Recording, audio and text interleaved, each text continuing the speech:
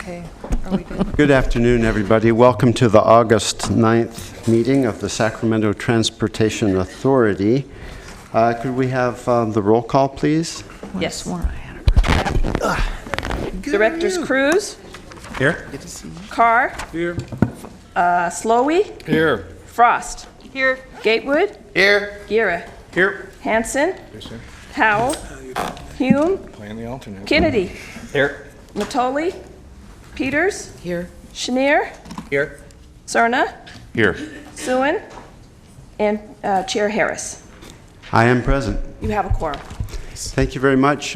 Director Peters, would you lead us in the pledge, please? Sure. I pledge allegiance to the flag of the United States of America, and to the republic for which it stands, one nation, under God, indivisible, with liberty and justice for all. Thank you very much, Susan. Okay. We'll start with comments from the, yes, please read your announcements.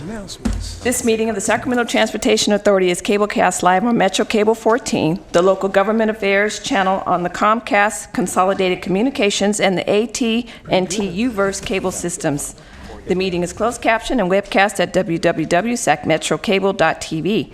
Today's meeting will replay Sunday, August 12th at 2 p.m. and again on Monday, August 13th at 1 p.m. on Channel 14. Members of the audience wishing to address the board may sign up with the speaker cards in the back of the room and bring them to the clerk. Please speak into the microphone addressing the board and state your name for the record. Thank you very much. I see we have one speaker slip for comments not on the agenda. Mr. Tartagia, you're up.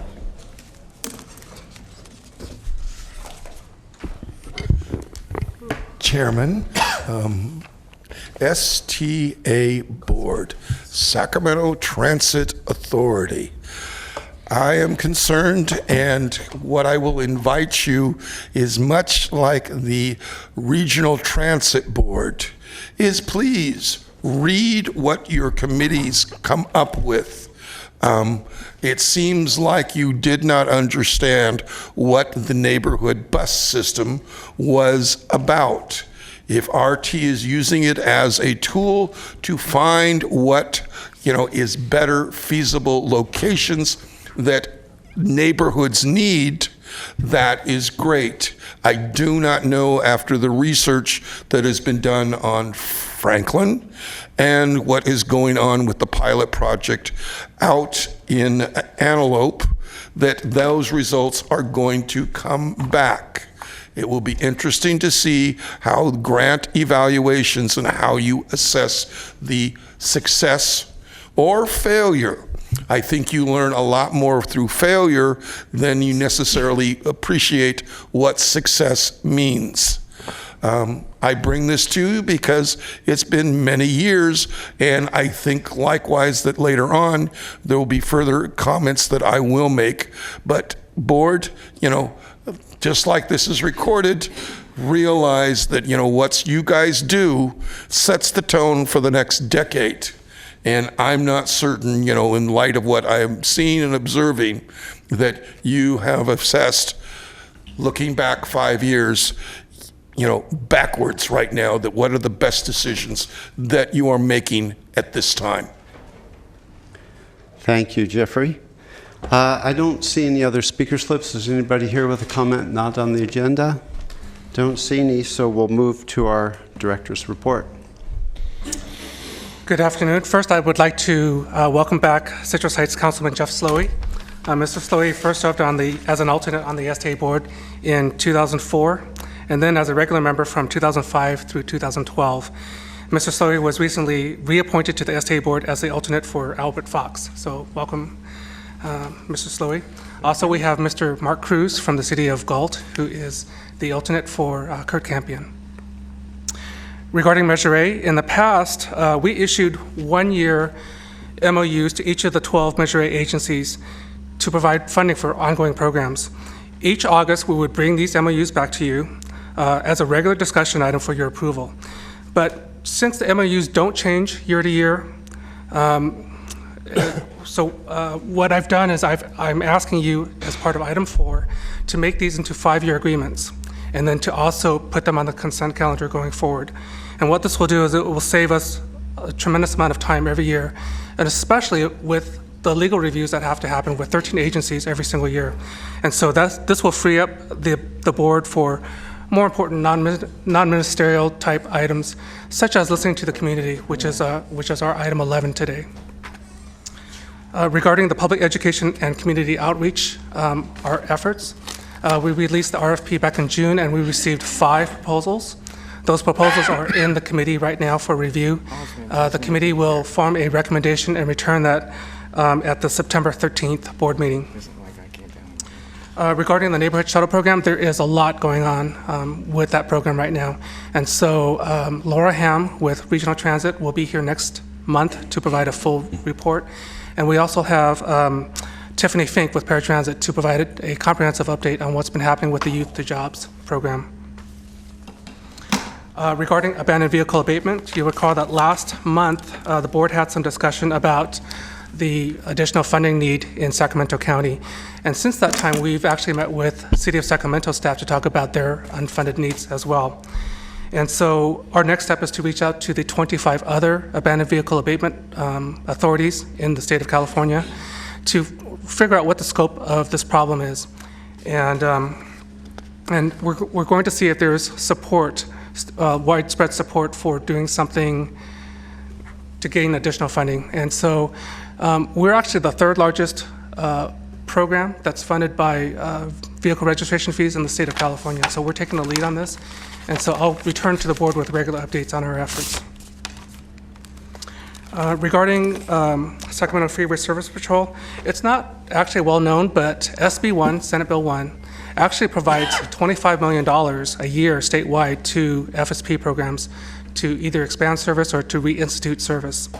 So in the Sacramento region, we have a fleet of 15 trucks currently. We actually used to be 17 trucks, but in 2015 we had to cut back because of limited funding. And we had really hoped to tap into the SB1 funds to restore those 2 beats on I-5, and then also to possibly extend FSP service onto other local area freeways.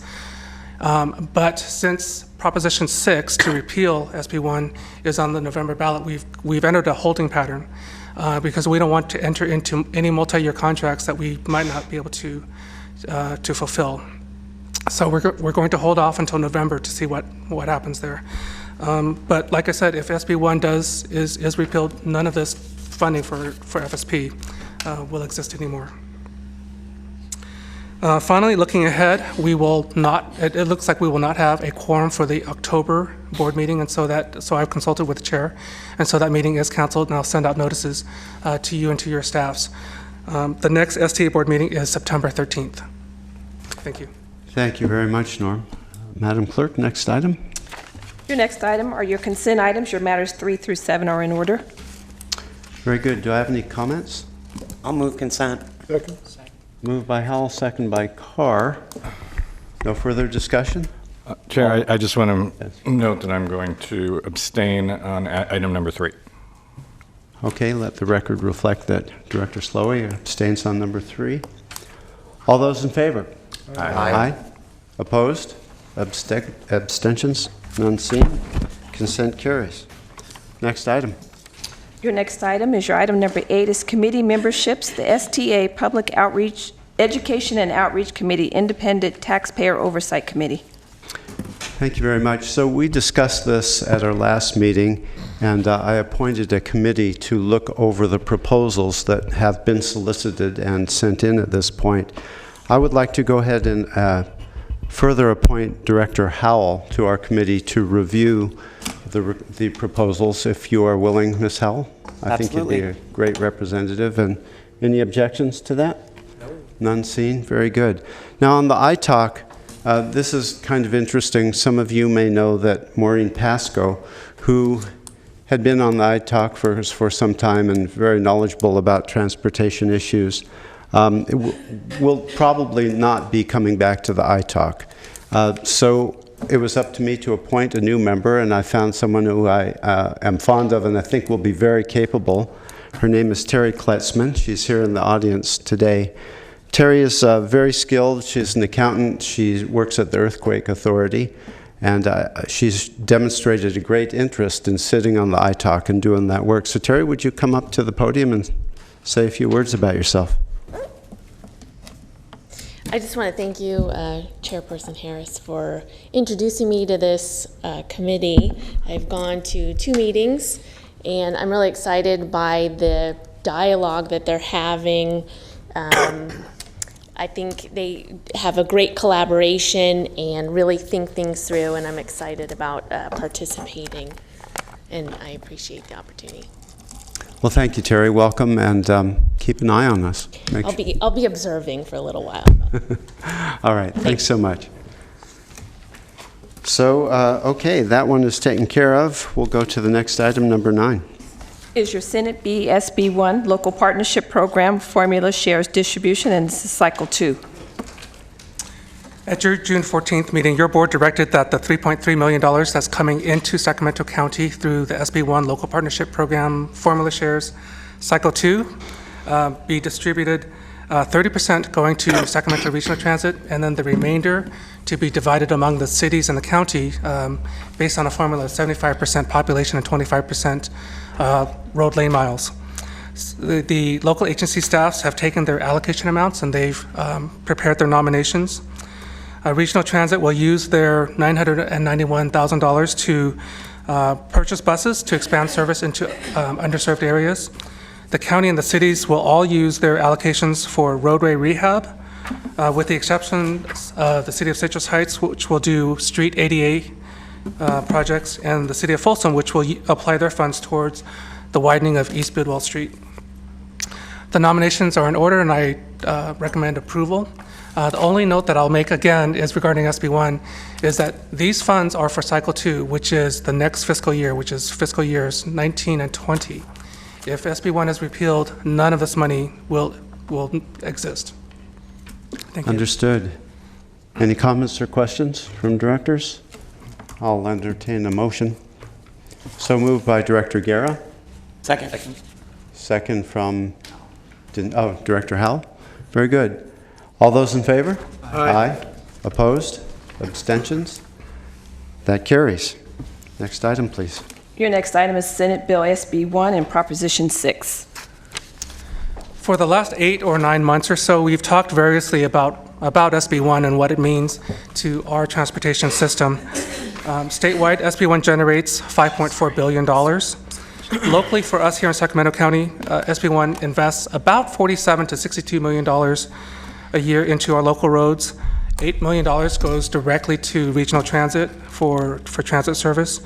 Hundreds of thousands of dollars are slated to go towards our FSP program.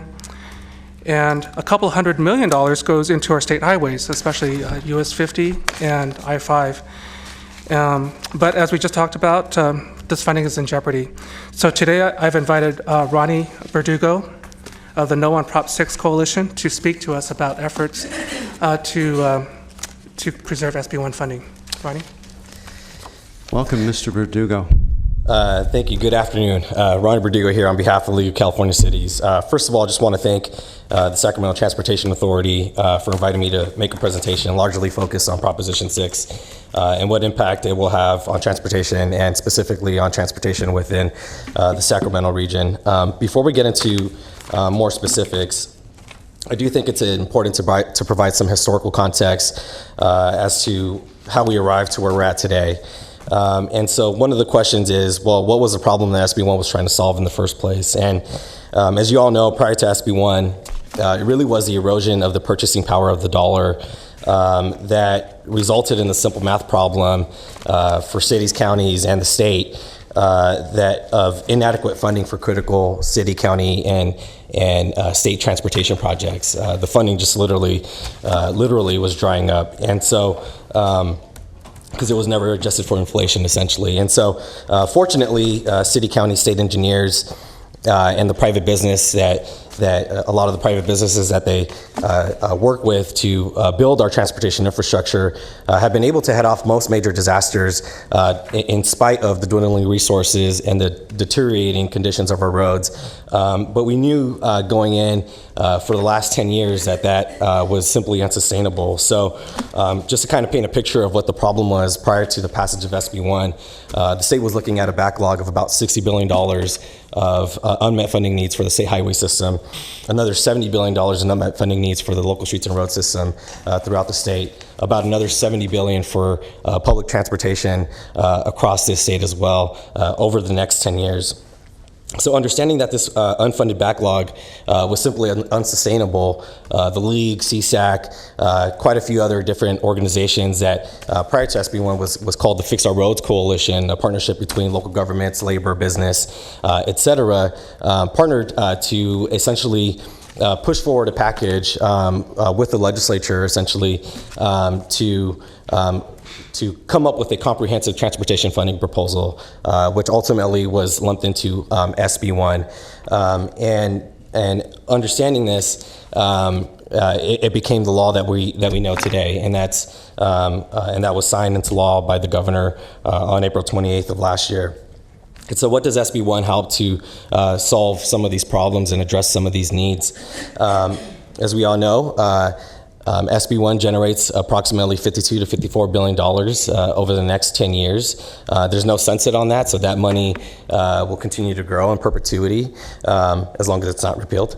And along with SB1, a constitutional measure was also placed on the ballot. It was ACA 5, or what we now know as Proposition 69, and it was passed overwhelmingly by the voters just this June to essentially dedicate the new revenue sources that weren't already constitutionally protected in SB1 to ensure that those monies cannot be diverted by the legislature for some other purpose. And so last year, essentially, we got two things. We got a comprehensive transportation funding proposal in SB1, and in addition to that, we also got Prop 69 that was overwhelmingly supported by the voters that additionally protected those funds for transportation, which we think is a key piece of the accountability for the measure.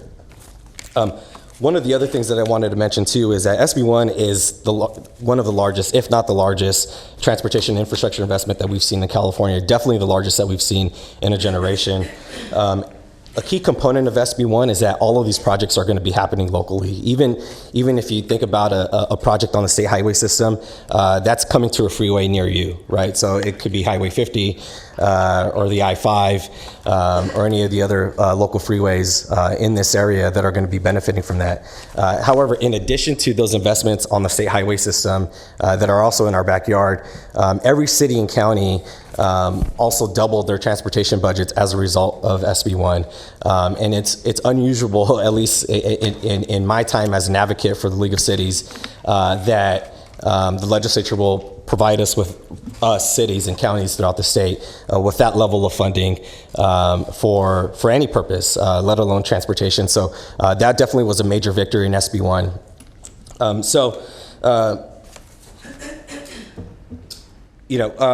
One of the great things about the funding in SB1, at least for cities and counties, is that money comes directly from the state controller's office to the city and county. There's no middleman, so to speak, and local residents within each jurisdiction essentially have a say in what transportation improvements they like to see within their communities, as long as it's consistent with the law, the letter of the law in SB1. And we all understand that SB1 isn't going to meet 100% of our state's transportation needs, but we do know that SB1 is going to lead to significant improvements to the safety and conditions of not just our local streets and roads, but the state highway system and public transportation throughout the state. And it's also going to have benefits to goods movement and economic vitality in the state with some of the other programs that are also funded through SB1. Specifically in the 6-county Sacramento region, when we're talking about direct apportionments, not inclusive of the different programs, competitive programs within SB1, just direct apportionments to cities and counties. So Sacramento, Yolo, Placer, El Dorado, Yuba, Sutter, and all of the cities within those counties we're talking about an infusion of $1.1 billion over the next 10 years in direct apportionments. Those are going straight to city and county coffers. And when we talk about, at least the League of Cities, when we talk about SB1, we really make sure that we focus on project delivery. At the end of the day, regardless of how much funding is given to any one particular purpose, what people really want to see is the different types of projects that are being delivered by your local jurisdiction. And so if you look at this fact sheet, there are some, this regional fact sheet for the Sacramento Capital Region, inclusive of some of those counties that I've just mentioned.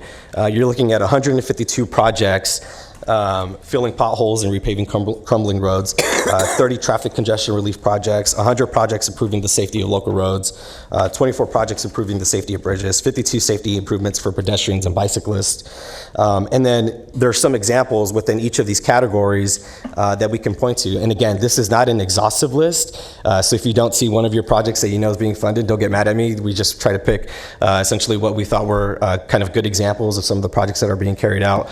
And so it's not an exhaustive list since there are 6,500 projects being carried out statewide, but there are some good examples up here. So for on I-5, for example, 67 miles of pavement improvements along I-5, 17 miles of new carpool lanes on the 5, as well as 14 miles on Highway 50 of carpool lanes.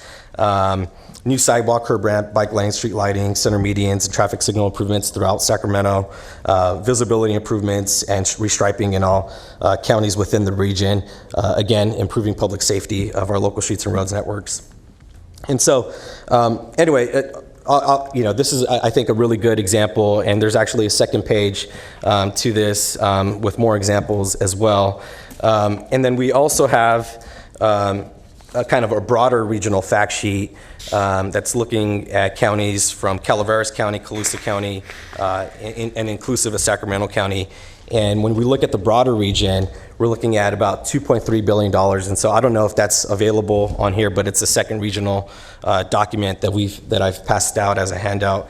And this is really tailored for the use of local agencies. So if they want to be able to use this to help educate and communicate this to the public, this is one of the tools that can be used to educate folks on what you're doing with the funding and how it's being put to use within the Sacramento region. Mr. Chair? Yes, go ahead, Director Natoli. Just very quick, Robert, just on your fact sheet, I just wanted to point out that I assume this is subject to reprinting, that on the front page is the one you have up there right now, down about 3/4 away where you say rehabilitate roadways in Rancho Cordova. Do you see that? On your bullet points? Okay. You see that? On which document? The first one? On the one that's up right now. The one that's up right now. You were talking about Calaveras. Oh, the 2.3 billion? Okay, yeah. And certainly Mr. Gatewood could weigh in, but it says to include sections of Sunrise Boulevard in the Cordova Meadows neighborhood. I believe it should be an and. I don't think Sunrise Boulevard runs through the Cordova Meadows neighborhood. So I just pointed out, because if you're going to give this to local folks and they're going to say, well, when Sunrise Boulevard coming through my neighborhood, I don't think that it's going to be. So they might be a little shocked to know that. Yeah. It'd be a good story. Well, I appreciate the feedback, Okay. and yeah, we'll definitely take it back. Yeah, it should be an and. 11. Yeah. Okay, thank you, Director Natoli. Yes. Garrett, did you have some, you're punched up. Afterwards. Okay. After he's done. Very good. So, you know, I mean, this is just the Sacramento region. These types of investments and projects, and really, you know, what SB1 is a transportation. It's how we fund transportation in the state. It's a user-based system, and the more you use the roads, the more you pay for that because you're using that benefit. And one of the again, the great things about SB1 is that we're seeing that money coming back straight into communities. There's no middle person, and so that's one of the great aspects that I know that the League of Cities and CSAC definitely advocated for, to ensure that local transportation networks were getting their fair share of the funding. I know initial discussions, you know, maybe it was just to say highway system that would receive the funding, but we thought it was entirely critical that cities and counties got their share. So. These types of projects are really going on across the state, and so to say the least, you know, in full disclosure, the League of California Cities as an organization is is opposed to Proposition 6. The League of California Cities is not alone in that opposition. There are over 280 other organizations that are also opposed, inclusive of the California Highway Patrolmen, firefighters, Society of Engineers, labor organizations, business organizations, environmental organizations, quite a robust, broad coalition of folks that are really opposed because, like I mentioned in the first part of my presentation, this is infrastructure investment that we've never seen before, at least not in a generation. And so, again, in full disclosure, the League is opposed to the measure. And so, we're acting at that capacity on the measure.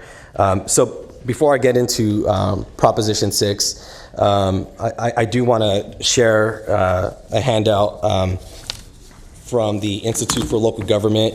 And I also want to share a disclaimer that I personally am not an attorney, I'm an advocate. But we do have from the Institute of Local Government basically a do's and don'ts, FAQs in terms of ballot measure activity for local agencies and local officials. And it answers kind of basic questions in terms of what you can and can't do as a local agency as it relates to or as it pertains to your involvement either on a personal level or as an agency on any, not just this measure, but any ballot measure for that matter. And so I would definitely suggest that you lean on that and also any legal counsel that the agency is represented by. So with that, I will say that in a nutshell, it's my understanding that local agencies have and always have officially taken positions on ballot measures, from supporting to opposing measures, and that's within their legal right. I will say that for if an individual official wanted to engage on a specific ballot measure, that they're supposed to essentially do so on their personal time, using their personal resources, not on public time, and using public resources. And of course, that's a very simplified explanation of that. So I definitely would defer you to either the handout or to your own legal counsel if you have specific questions about that. Here's what happened so far in terms of Proposition 6 and the League's involvement on that particular ballot measure. As soon as SB 1 was passed, $54 billion over the next 10 years, two initiatives actually were filed, one by Assemblymember Travis Allen and then another one that was essentially primarily funded by the California Republican Party in the state. The initial measure ultimately ended up not moving forward, but the second measure did move forward and ultimately gathering enough signatures to qualify for the ballot in November, and will be up for an election on November 6th. And the second repeal measure took the first repeal measure and took it a step further, and essentially requires statewide approval from the electorate for any future transportation funding, essentially. And so for the League of California Cities, obviously, that's extremely problematic. There were a lot of negotiations that took place in ensuring that every city and county throughout the state would get its share of funding. And that was negotiated to the very last second until the measure was officially passed by the legislature. And so, one of the concerns that we have is if SB 1 goes away, we don't know what the answer will be for cities and counties, if they will see any share in any future transportation measure, or if that's just going to be dedicated for some other transportation mode. And we're really concerned that all of the efforts that we put into making sure that each individual city and county got their share, even if a future funding measure came forward and the voters approved it, that cities and counties won't see the level of funding that they see in SB 1. And so that's a very particular concern for us, and very dire. One of the four things that I will say in terms of why the League of California Cities is opposed is because Prop 6 will, and I mentioned this a couple of times, eliminate $54 billion for thousands of city, county, and state transportation projects in every community, 6,500 projects of which are currently underway. It'll eliminate projects aimed at improving bridge and road safety, It'll hurt the economy, the movement of goods, and eliminate thousands of jobs based on all the different economic studies that we've seen. I think it's about 68,000 jobs that's estimated to be generated as a result of SB1 that we fear will also be eliminated. And then we also think it'll set transportation back, as I alluded to a little bit earlier, with no foreseeable solution in the future, especially for cities and counties, and those funds that are going to each individual community are really concerned that all of that will go away if Proposition 6 is passed. And so, again, with that, I want to, highlight a few things in terms of the Sacramento region. The cities and counties within the region, within Sacramento, for example, you're looking at $620 million over the next 10 years, $120 million for Yolo County and all the cities within it. Same for Placer County and the cities within it, $200 million, $95 million for El Dorado, $41 million for Yuba, $68 million for Sutter. So again, back to the first fact sheet that was up on the screen, we're looking at $1 billion in direct apportionments. And so, the question, well, what happens if Proposition 6 is passed?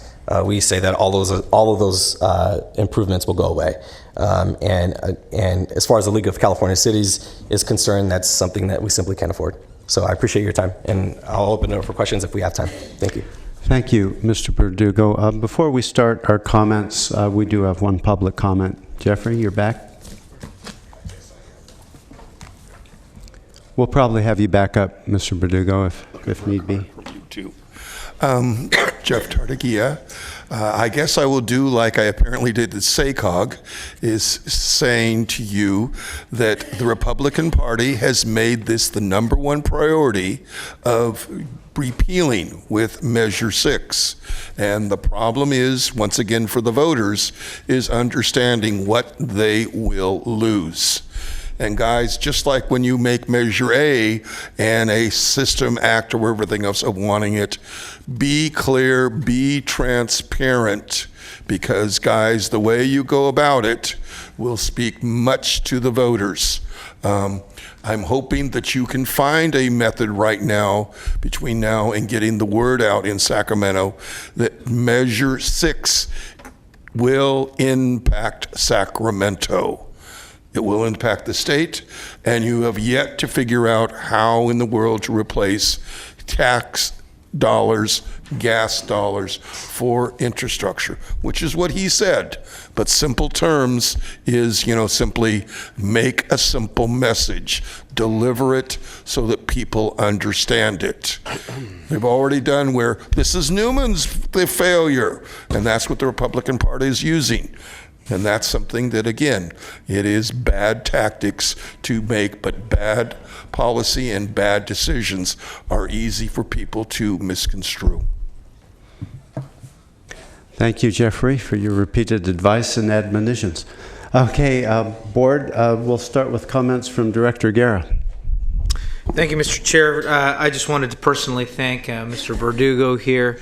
I've seen him all throughout the state, vigorously educating the public in multiple forums about the benefits of SB1 and how much improvements our state really needs, and also the critical impacts to our economy because of just the bad roads affect our goods movement, let alone our own vehicles.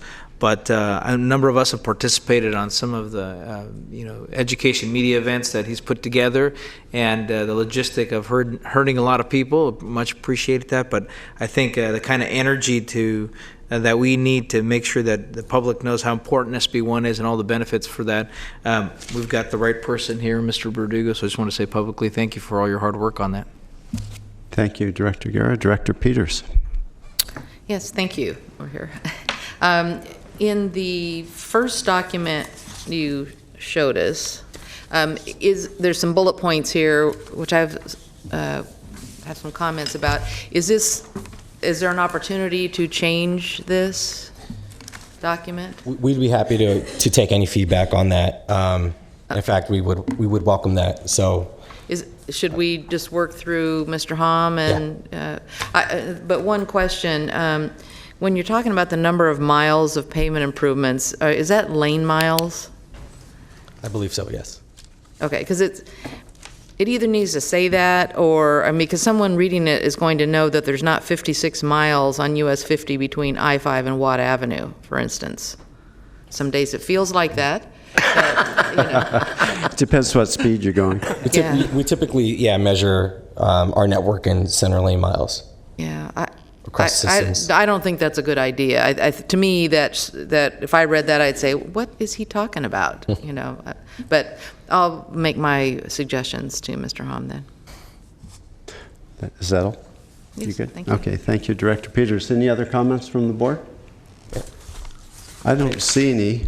May I offer one? Yeah. Yes, go ahead. One other suggestion, and I forgot to mention this, I apologize, but this little flyer right here, the League of California Cities put together essentially a toolkit that has sample press releases, op-eds, tweets, Facebook messages, Instagram postings that can help you communicate with your residents in terms of what projects you're carrying out with your SB1 dollars, and we think it's a good transparency and accountability measure for cities and counties to use the tools in here, and literally you just have to plug and play your city and county information and whatever dollar amounts have been awarded or what projects you're working on, and this will help help you educate the public on the great work that you're carrying out.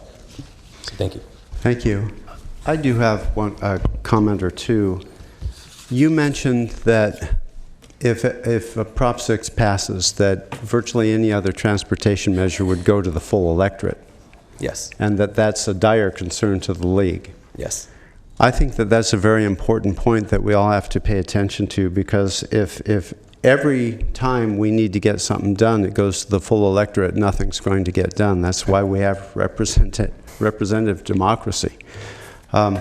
That's one piece. Another, more personally, you know, my registration for my car went up, and I drive an electric car, so it went up even more. And I'm happy to pay it. Gas prices have been low for a long time, and I think we missed the bottom. But to get the legislature to move and put forth a gas tax was a very hard measure to attain. It was hard fought and hard won, and SB1, of course, is doing an awful lot of good, I would say, for all of our constituents. And I think it would behoove us all to expend some energy and educate as many people as we can about Proposition 6, because if it should pass, it will have real dire repercussions for all of our jurisdictions. In the city of Sacramento, we have about $179 million backlog of road repairs that we need to effect, and no way to get there. You know, if SB1 is repealed, we recently got, I think, around $15 million, and we've done a lot of Cape seals in the city, but that's just barely touching it, and our pavement condition index is dropping. So this is really a vital proposition to pay attention to, and see what we can do to maintain funding for our projects. It means a lot to STA. It means a lot to all of our jurisdictions. Mr. Verdugo, thank you very much. Appreciate your presentation. Yeah, thank you. Oh, I'm sorry. Mr. Gatewood, didn't see you punch up. No worries.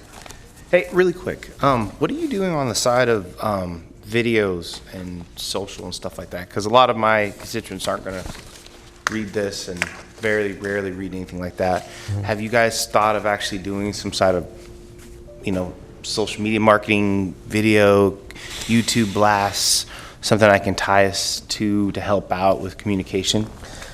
Yeah, we actually have sample social media posts across all of the different platforms, including Nextdoor, Instagram, Facebook, Twitter, etc. We don't necessarily have a sample like that for like a YouTube video necessarily, but we do have samples of cities. For example, City of Bakersfield has an SB1 landing page, and they've done essentially kind of a aerial drone footage of all of the different transportation projects that are being funded by SB1 within the region, and they've uploaded that to YouTube, and that's available. And so I apologize, I didn't provide the link for your staff to put that up on the screen, but it's a really great video. I know City of Thousand Oaks has done something similar. It's not something that's necessarily widespread, but there are examples out there that do that, and they do a pretty good job of that to demonstrate what cities and counties are doing with their funding. Yeah, the only thing is we have right now is that we're not ranking for good stuff when it comes to SPS 1. So, I'm sorry, I'm going to go into a marketing background a little bit. What we need to do is get, as you're ranking, ranking for type in SB1, you get a lot of stuff on how it's trying to be repealed and stuff like that. You don't get a lot of stuff right now on look at this city and what they're doing, look at this city, what we've done to help that. And so that all goes into how we're ranking the SEO, the videos, and the pages that we want to show and not the ones we don't. So just, I don't know, that's on your marketing team getting them together, but those are the kind of stuff that we're going to run into really quickly as I'm trying to pump this up, and all the media that they do on a simple Google search is all bad. Do you know what I'm saying? Right. Yeah. I mean, on our side, at least as far as the League of California Cities is concerned, we understand that there are a lot of folks that we need to communicate with, and so it's definitely on our radar. All right. Thank you. Thank you. Director Chenier. Yeah, real quick. So, Norm, we all sit on a lot of boards, and sometimes it blends together. And I know at SACOG we've taken a position. We haven't taken a position on this at this. We have not. And to do that, if we wanted to today, I know this is a receive and file item. Can you? You're not agendized for it today. So can I make a request? So we have a meeting in September. Yes, we do. So if I could make a request that we agendize this to take a position on our meeting in September, that would be great. We'll do that. Okay. Thank you. Great suggestion. Thank you, Director Chenier. I don't see anybody else punched up. Again, thank you, Mr. Verdugo. Thank you. Important topic. So I just want to make a comment. It's 2:13 and City Council convenes at 3 o'clock. We have 3 presentations, not meaning to rush anybody, but we want to hear everyone come up. So if you have comments, please keep them short so we can get out of here by 3 or a little before if possible. All right, next item, number 11. Your next item is community perspectives on local transportation needs and funding. Today, we are introducing something completely new to your board. At the June meeting, your board expressed a desire to have a broader discussion about transportation funding, particularly how we invest in transit, roads, and other transportation needs. And in addition, the board will be making some really important decisions over the next few months and into next year regarding a potential future measure. And so to gather input, the board members have been participating in a listening tour to gather community input from citizens. To complement the listening tour, I've started inviting community groups to come to the SDA board meetings over the next several months to provide their perspectives on transportation and transportation funding. So all the organizations that I've sent invitations to are on the back side of the staff report. I believe there's 60 or 70 different organizations. And I'm sure I've missed some, but if there's any group that you would like to hear from that I haven't included, go ahead and send me an email and I'll take care of that. So to kick us off today, we have 3 presenters. First up is Evan Schmidt of Valley Vision. Valley Vision published the January 2018 research report, this one. It was also within your board packet. It's called Regional Attitudes About Transportation. I've asked Ms. Schmidt to outline the key findings of her report and also to share any input Valley Vision has regarding transportation priorities for Sacramento County. Welcome, Ms. Schmidt. Good afternoon. Thanks for having me today. I am the Director of Strategy and Evaluation at Valley Vision. I think most of you are familiar with Valley Vision, but for anyone who's not, we're a nonprofit based in Sacramento. We're focused on the region and solving pressing regional problems through research and collaborative action. Thank you. So under your guidance, I'm going to try to kind of zoom through and maybe focus on just a few things. So if I'm moving too fast, please slow me down. But I'll just try to give an overview to get us out of here on time and to make sure everyone can talk. So what I'm here to talk to you about is a recent polling series, or a polling series that we're currently doing, and a recent poll that we did, which was on transportation. Our purpose in this was to generate a better understanding about transportation perception, behavior, and priorities. And my purpose today really is just to share some of that data with you as you're making decisions about transportation investments and keeping in mind perspectives from the community. We partnered with Sacramento State Institute for Social Research. They're really the ones carrying out putting the surveys in the field, and they're using best practices type methodology to do that. For this transportation poll, we had 939 total respondents. That was region-wide, but I'm going to be really focusing on the data from Sacramento County, so that was 573 people. It was in the field in September, and the margin of error is about plus or minus 5%. You can see how our sample was distributed geographically, and that Sacramento County is really the majority of our respondents. And so I'm happy as I'm standing here in front of you to say that we have a really great margin of error for Sacramento County. Wake up. So we looked at behavior, perceptions, and priorities around investments. And we aligned with other regional planning efforts that are going on, like SACOG that's working on their MTP and other stakeholders. And just to dive into the data, I have this kind of in two different parts. One is just talking about what people are reporting about their attitudes and their behaviors around transportation, and then what their priorities are around transportation. So I'll move kind of quickly through the attitudes and behaviors, and then spend a little more time on their priorities around investments. So I'll start with a big consensus item. 92% of Sacramento County residents think that transportation is very important to job and business growth. But they also think that transportation is getting worse in the region. So the bar on top, you have 2017, and we're comparing that to a study that SACOG did in 2014, asking some of the same questions that allowed us to benchmark that. So the blue bar is people who think that it's getting worse, and so you can see that that's grown over the last 3 years. Congestion, this is a main theme that really came out in our survey. People are very concerned about congestion, and they're impacted by congestion. So we looked at a few different factors, and again, you can see overall that people believe that congestion is getting worse in the region. I also looked at when there was instances where the people in Sacramento County answered the survey differently than people outside of Sacramento County. I wanted to highlight that for you. So this is one of them. Sacramento County residents were really concerned about congestion, but in some instances not to the same degree as people outside the region, which might be that people in Sacramento County live closer to job centers and are doing less long-distance commuting than others. The other main factor that people are really concerned about is road conditions. So you can see here the condition of freeway pavement and local road pavement. People to a large degree find that that's getting worse. Safe driving conditions on the road, not as much the case. People are more apt to say that that's the same. And a lot of this really ties to people's transportation behavior. I don't think it's a big surprise to say most people drive alone in the region for most of their transportation trips.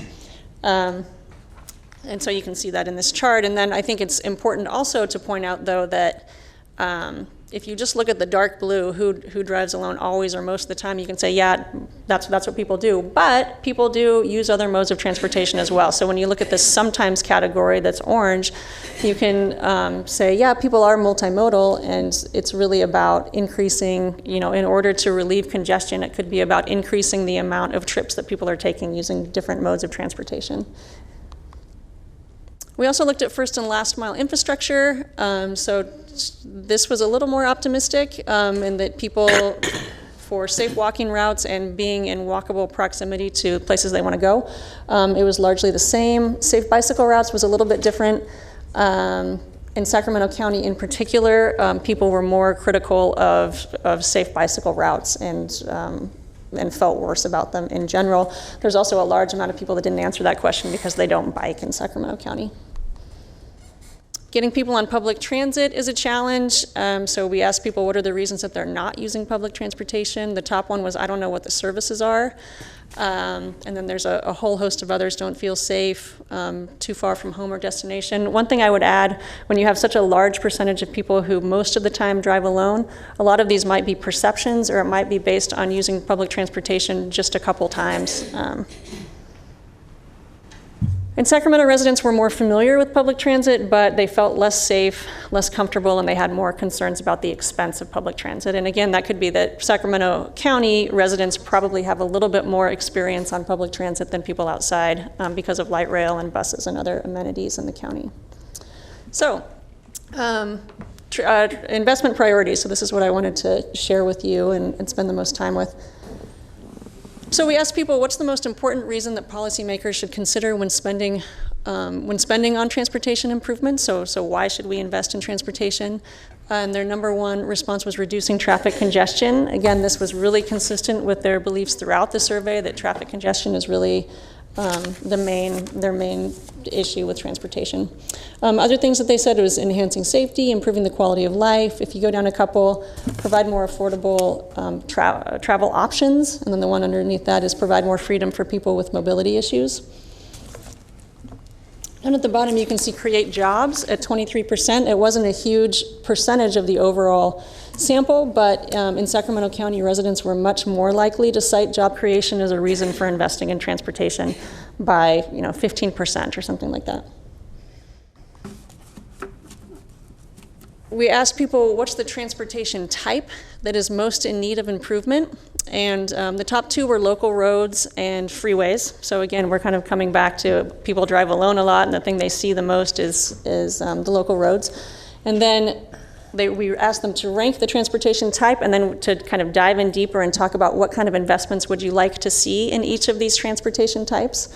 For local roads, we asked them, do they want new roads? Do they want more lanes on existing roads? Or do they want repair for existing roads? And repair for existing roads was the top concern for people, and it was the same with freeways and connectors with about the same options, but in relation to our regional freeways.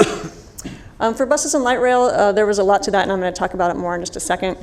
For bicycle and pedestrian paths, they were most interested in seeing improvements to safety features, and this includes traffic lights and signage. We also asked them to respond to more bike lanes, to more connectivity, both on a local level and across the region, but improved safety measures was their biggest interest. And for Amtrak train service, they were interested in expanding the service area. So diving into public transit improvements that people would like to see and that would encourage them to use them more. The top one was service that is nearby and takes me where I need to go, which is what everybody wants in public transportation. Followed closely by public transportation that takes less time. One thing that's interesting, and a few slides back, people said, I don't use public transportation because I'm not familiar with it, but when you look here, it's as if I knew more about it. Only 6% of people said that would compel them to use public transportation more. So to me, this kind of speaks to perceptions overall of public transportation, that's maybe a little bit of a kind of a cop-out answer to say, well, I don't know about it, so that's why I don't use it, when in fact, it could have to do more with just your perception of public transit overall. One thing at Valley Vision, we were interested in looking at how age plays a factor. That's one thing that we pulled out, especially when it comes to transportation, wondering if younger people have a different perception of and different behavior around transportation compared with older people. So that's one measure that we looked at. I wanted to draw your attention especially to this on the bottom. There are no improvements that would cause me to use public transportation. So these are really the people that just aren't interested, aren't going to use public transportation. And that number is really a lot lower for this younger group of 18 to 34. And again, and also public transportation that takes less time, that's a bigger concern for people 18 to 34. So the reason I wanted to highlight that is because I think that as we're planning for transportation infrastructure in terms of how we communicate that and how we outreach, reaching out to the younger generation might be a good way to get a positive response about transportation investments. So finally, we asked, would you be willing to pay more taxes if you knew that local funding levels for transportation in your area were lower than in similar sized cities? So just to talk about the answer set, they could say yes, no, or have no opinion. There was a pretty large percentage that had no opinion, and we were advised by Sac State that might kind of dilute the effectiveness of this question. Maybe there was a few too many variables in there that skewed the result, but at any rate, there was a significant finding for Sacramento County in that there was a much larger spread towards yes in Sacramento County. So if you look outside of Sacramento County, it's really a dead heat between yes and no, but within Sacramento County, that's a much larger spread, and it's more positive and more aimed towards yes. So just to sum up with some key findings from our survey, congestion and road conditions are a major concern. People mostly drive alone, but they do use a variety of transportation modes, and further improvements are needed to get people on public transportation. Our data suggests that younger people have a different point of view on transportation, and people really think that relieving congestion is a good reason to invest, and they might be willing to pay more taxes to be able to do that.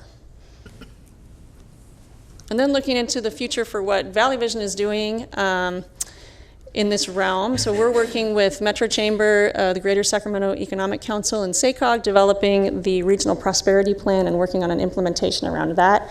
I think a major goal there is to really align transportation investments with economic development goals. So we're moving that forward, and then we're also fielding a third public opinion poll. This one's, it's already been out in the field, so we're working on the data analysis and getting the report out in September, I believe. And that's going to be on livability and quality of life. So we're polling on, it's really broad-based on housing, on access to jobs and education, food security, all kinds of things that impact people's quality of life. And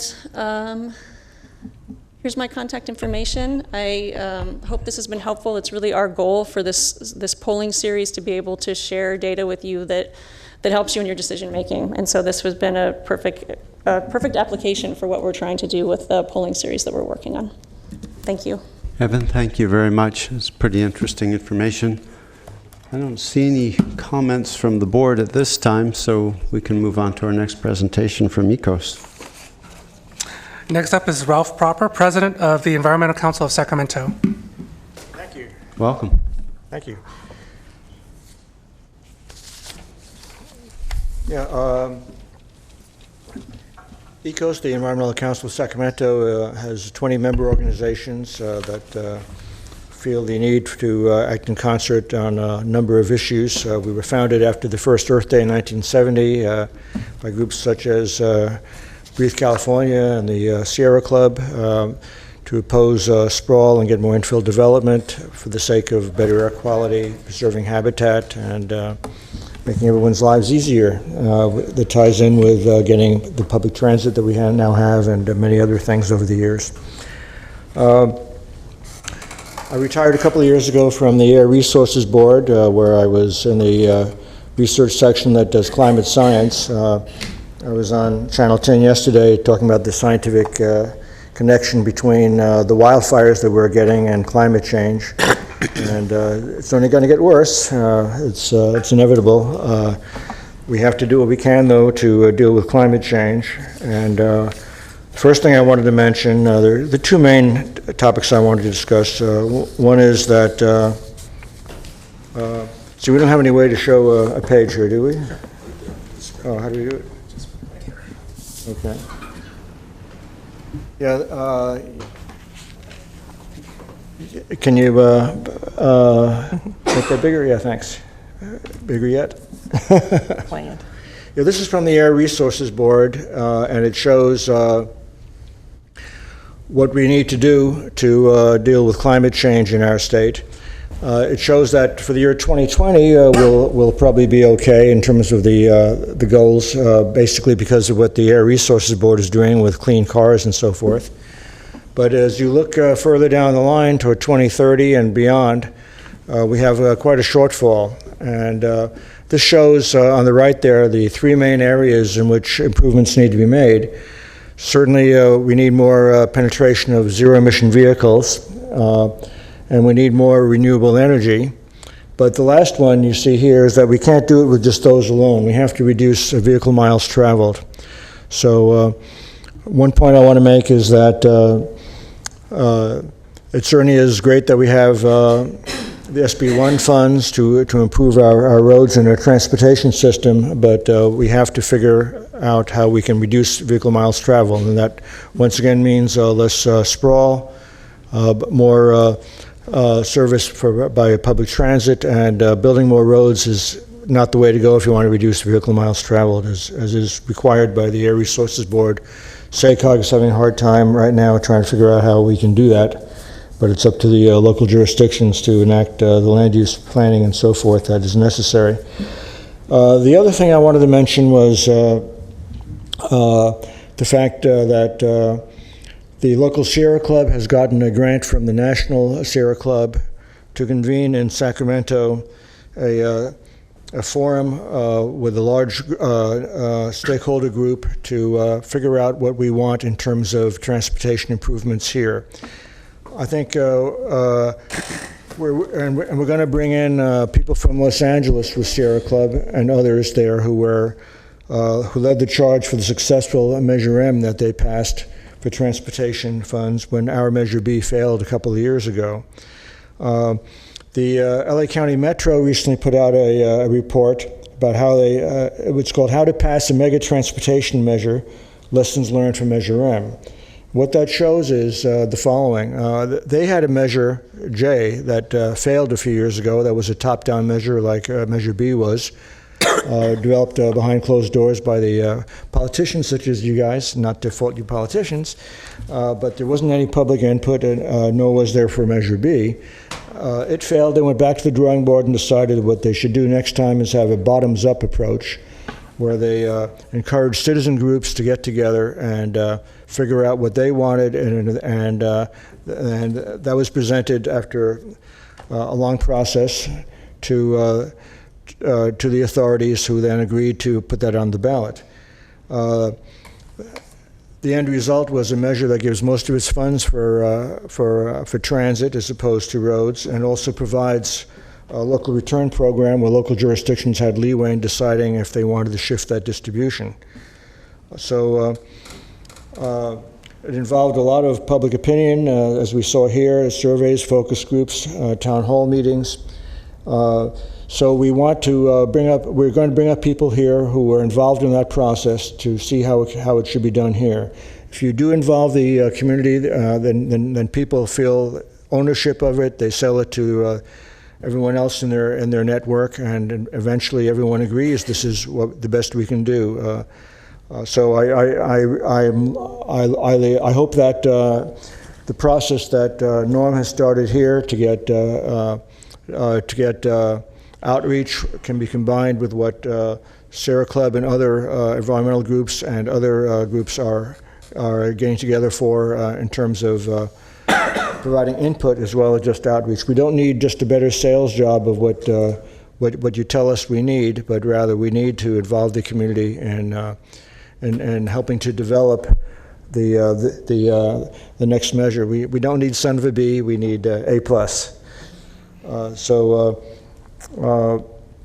I think those are the major points that I have. Let me see if there are other things I want to mention here.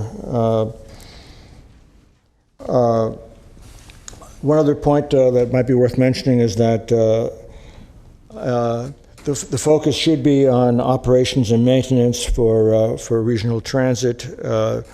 There are sources of funding like SB1 for capital investment, but the shortfall tends to be in operations and maintenance, and that's an area that a future tax measure might help a lot with. Once again, new roads will make the VMT shortfall worse, and it's clear, like with our wildfires, that we have a problem with climate change that we need to address, and building more roads as opposed to the other. Obviously, we need to do everything. We can't just focus just on public transit. We need roads too, but the distribution needs to be something that recognizes the climate change urgency that we have. So I look forward to working with you guys more and having a collaborative process that combines the outreach that you're doing here with input from the public that we're otherwise starting this fall. Let me know if you have any questions. Yeah, Mr. Proper, I just want to say thank you, and duly noted our community outreach for any measure we might propose in the future. I think you will find will be very extensive, and we look forward to the process. So, Director Kennedy. Thank you, Chair. Yes, I just wanted to draw, this is technical, but it's important that we draw the distinction that the listening and the collaboration that's going on right now with the various groups and so forth is actually an effort between the City of Sacramento, the County of Sacramento, and SACOG. It's not an STA effort. STA is about to embark on an educational effort. That sounds like a minor distinction, but it's an important legal distinction, so I wanted to make that point. All right, thank you. Very good. Mr. Proper, thanks so much. Okay. Appreciate your efforts at Look forward to ECOS. providing more input in the future. Thank you very much. All right. And Follow- next up, Finally, the last presenter today is someone many of you may know, longtime STA Governing Board member Roger Dickinson, who served on your board from 1994 to 2010. Today, Mr. Dickinson is the Executive Director of Transportation California. A man who needs no introduction. Welcome, Roger. Well, Mr. Chairman, thank you. You never know. Thanks for the opportunity to come and spend a little time with you this afternoon. Having been through this kind of exercise a few times over the years, I know it's challenging, it's complex, and it's difficult. As Norm mentioned, I'm here today wearing the hat of Executive Director of Transportation California. For those of you who may not be familiar with us, we are a statewide coalition of associations, organizations, and companies that come together, management and labor, primarily to advocate more state funding for transportation on various transportation policy issues at the state level. So as you can imagine, we are deep in the mix on the most pressing issue before the state's voters this November with respect to transportation Proposition 6. I'm not sure that this afternoon I will impart to you, tell you anything that you don't already know. My comments come with that caveat at the outset.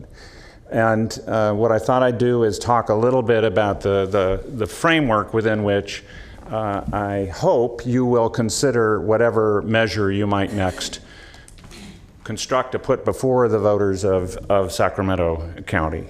But in that overall picture, I think it's important both to realize and frankly to communicate to the voters and the residents of Sacramento County that the federal government is not a place to look to for help on this issue. There really is no great prospect of meaningful legislation coming out of the Congress anytime soon with respect to transportation. So as it is with many issues, the responsibility and the obligation continues to devolve to the state and local level.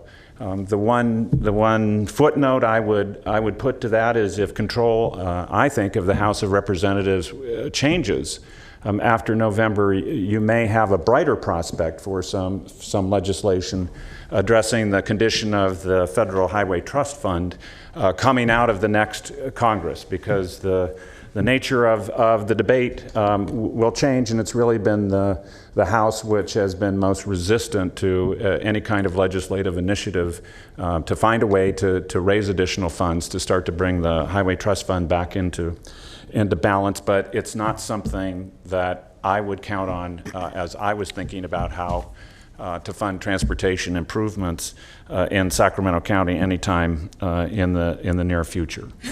The second thing I think to realize is that no matter what the outcome of the election is on Proposition 6 in November, even assuming that Prop 6 loses, what the state provides through SB 1 and any other sources is not going to be nearly enough to address the transportation needs and challenges in Sacramento County, or frankly in any locality across the state of California. We have something on the order of over $130 billion in deferred maintenance and backlog across this state. Sacramento County and all the jurisdictions within it, you all know, you live it, have your own list of those places that need attention that aren't getting it today because there simply isn't money to go that far. Well, if Proposition 6 loses, there will certainly be significant help from the state. Once again, it won't be enough. And so I think that leads you to consider what are the crucial elements that you need to keep in mind as you put together another local measure. And you know, regardless of what the criticisms may have been of of Measure B, that the voters came very close, exceedingly close, painfully close to approving it. And so this is not a circumstance in which I think you are trying to raise a phoenix out of the ashes. This is more, what do you need to do in order to get over that magic line, as opposed to completely recalibrate what's been done in the past. And I take the comments about public participation and involvement to heart as part of what is the process you'll go through. But my comment is only to say that you're not starting from ground zero, and I think that's not unimportant. So what is it that matters to people? Exceedingly, as I talk to people, not just here in Sacramento, but across the state, it is an issue which you hear across the spectrum with respect to government, and that's trust. It simply put is trust. And that's why establishing and building trust with the public for anything, any subject that's going to appear in front of them as a matter to vote on, becomes foundational, absolutely critical. So the question is, how do you build trust? And I think that you build trust in a number of different ways. First of all, especially with the existing Measure A program, you build trust through communication. You constantly tell people what you are doing with their money. That's important. You can't assume that people know that their money is being spent in a certain way. It's not to say that you boast about it or that you have a point of view. It's educational, and I mean that in the sincerest form of that term. It's about transparency. It's about making sure that people have an easy opportunity to see how their money is being spent, that they can track it, that they know what you're doing as a city council, as a board of supervisors, as an authority, that they can find out the information about what's happening with their money clearly and easily. It's about being accountable. It's about being accountable. It's about talking about the things that may not have gone as you had hoped or intended initially, as well as talking about the things that have. And that's that measure, the fourth characteristic that I would suggest to you is honesty. When we went through the recession and we went from $100 million a year in sales tax revenue through the Measure A program to a little more than 50, I guess it was 60 million a year at the bottom of the recession, it was critical to tell people that the things that were on the project list under Measure A weren't going to get done as quickly or maybe at all. I don't know that we did that well enough to be truthful, but the point is that it is essential to be straightforward with people. I think that people forgive and are very understanding when things don't always work out the way that one says they hope they will. That life does have changing circumstances. But unlike some places which have had real problems with trying to hide what has been the consequence of those changing circumstances, I think it's important to be straightforward, because that builds that essential characteristic of trust. I would suggest that you think about addressing the transportation needs of Sacramento County very much in the context of changing lifestyles. Some of that was reflected, I just saw a little bit of the polling presentation, but think about it in the context of changing lifestyles in our county. That means that people are interested in getting places on their own more walking, or by something other than getting in a car every time. They're looking at, especially for younger age groups, more and more that first mile, last mile component of a trip. And certainly regional transit has been trying to take that issue on, I think, in a very straightforward way. Think about the element of ride sharing, which is becoming more and more a commonplace part of our transportation landscape. And not only what does it mean about the number of trips taken and how they're taken, what does it mean in terms of curb management, as an example? What does it mean in terms of parking capacity? What does it mean in terms of congestion? There are a lot of different ways in which that has implications. And think about the aging population. Not just from the standpoint that maybe they want to get in a car, but maybe they don't. Maybe they are changing their living pattern in order to change their transportation habits. Not so much from an economic point of view, but from a lifestyle preferential point of view. Think about the environmental concerns that the public has. We consistently see polling across the state. I don't have any reason to believe that it's substantially different in Sacramento County, that people elevate and are willing actually to pay more for their needs being met with respect to environmental concerns and quality of life. That's, I think, an important part of your equation. Think about two other things at the same time. Mobility, which means moving people and goods in an optimal and efficient way, and connectivity. And that's what's missing in many respects for so many people as they try to, I think, move around and through Sacramento County. I think, consistent with the polling that you saw, recognize that for many people, fixing the existing system first is their highest priority. It is the priority of SB1. It's a fix-it-first approach with about 2/3 of the money going to repair the existing system. I don't think there's any reason to believe that the emphasis is different on this county's level. And recognize that many people are looking for mobility options. They want choices about how to get around. They may say overwhelming that relieving congestion is a high priority, but that, I think, is a conclusion driven from the fact that they don't feel they have choices, meaningful choices. And so I would suggest you think about what approach can you take that's going to give people real mobility options. Target new infrastructure projects extremely carefully so they don't just become the congested facilities of the future.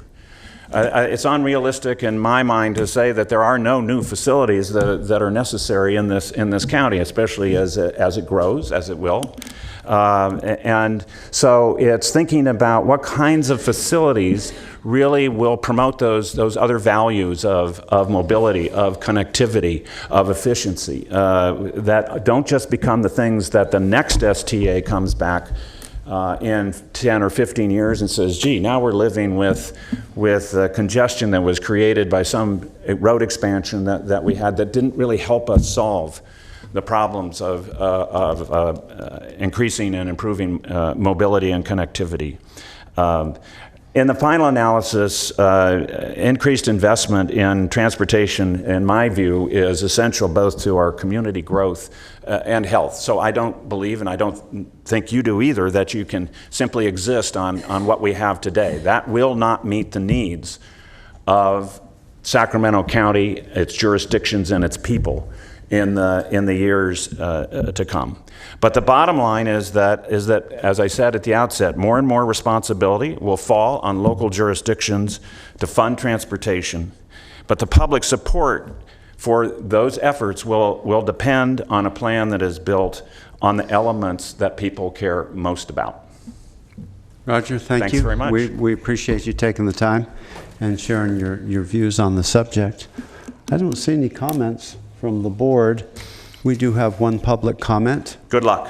Thanks so much, Roger. My comment is simple. You're going about transportation right now the wrong way. You should be going to where the drivers are to get the message delivered. You also should consider, I wasn't here when you did the blueprint. But that's the bottom down effort that you need to strive for, is a blueprint type of getting this pushed up. You're not trying to do that in any of your efforts. You need to talk to, like where there are events that the drivers are going to show them that there's another way. You guys sponsor events at libraries and at parks, and yet you can't go public transportation, get home from any of those events. You need to figure out, it's the best thing that Walker's had to say so far is for your light rail. Gee, why weren't you using it until at least midnight. That was the smartest thing I have heard. I would love to find out, and I'm going to ask Don Natoli about what the other tools that in June you guys came through developing for route optimization plans. But again, that's what I will say to you is go where the drivers are, go where those people that have said they have no idea about public transportation. That's where your outreach should be at, because the transportation people here, we know what's needed and wanted. It's the rest of them that need to get on board and know, why do we make this investment? Why and how this will remove the congestion, what it will do for our future. And you know, as me, I say, I don't want this place to become another Los Angeles. I lived there, and I was there in the 60s and know how bad air quality can become. So, thank you. Thank you, Jeffrey. I don't see any comments from directors. Do you have any final comments for future issues, items? Norm, you're good? All right, we will adjourn at 2:52.